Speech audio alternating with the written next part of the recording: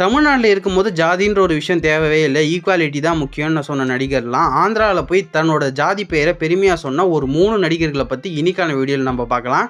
மூணாவதாக பார்க்க போது போஸ் வெங்கட் அவர்கள் தான். இவர் தமிழ்நாட்டில் ஃபஸ்ட்டு என்ன பேசியிருக்காருன்னு நீங்கள் பாருங்கள். நான் தேவர் அப்படின்னு எனக்கு பெருமையா சொல்லிக்கிறதுலையும் எனக்கு பெருமை இல்லை. நான் ஒரு பலராக தயாராக இருந்து ஐயோ கீழே இதை எடுத்து போய் நீ நான் வரல.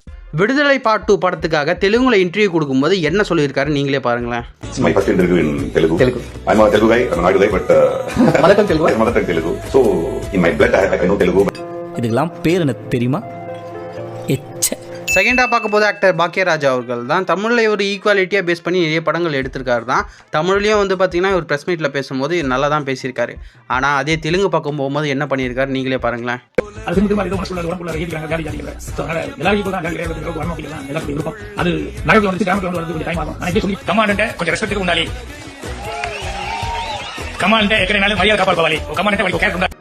இவ்வளவு கேவலமா நடந்துக்குவேன்னு நான் நினைக்கல. உன் மேல ரொம்ப மரியாதை வச்சிருந்தேன். ஃபஸ்ட்டாக பார்க்க போது ஆக்டர் பார்த்திபன் அவர்கள் தான். ஒத்த செருப்பு படத்துக்காக ஒரு இன்டர்வியூ கொடுக்கும்போது கேஸ்ட்டை பற்றி ஒரு கேள்வி கேட்பாங்க. அப்போ பயங்கரமான ஒரு விஷயத்த எல்லா ஆடியன்ஸும் கூஸ்பம் வர மாதிரி ஒரு விஷயத்த இந்த இன்டர்வியூவில் சொல்லியிருப்பாரு. பிரச்சனைகளை பற்றி நான் படிக்கிறத தவிர எதுவுமே நான் உணர்ந்ததில்லை. பார்க்கும்போது இத்தனை வருஷம் கழிச்சு இன்னும் இந்த கொடுமையெல்லாம் இருக்காங்க, இன்னும் இருக்காங்க அப்படிங்கிறது எனக்கு தெரியல.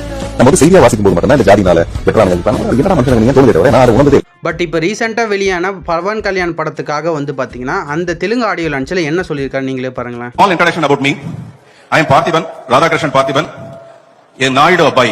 நான் இங்க பாரு 2 பிஸ்கட் போட்டேன், அவ்வளவு நன்றியோட இருக்கு. மனுஷங்க அப்படி இருக்கீங்களா? ஏன்டா அப்படி இருக்கீங்க?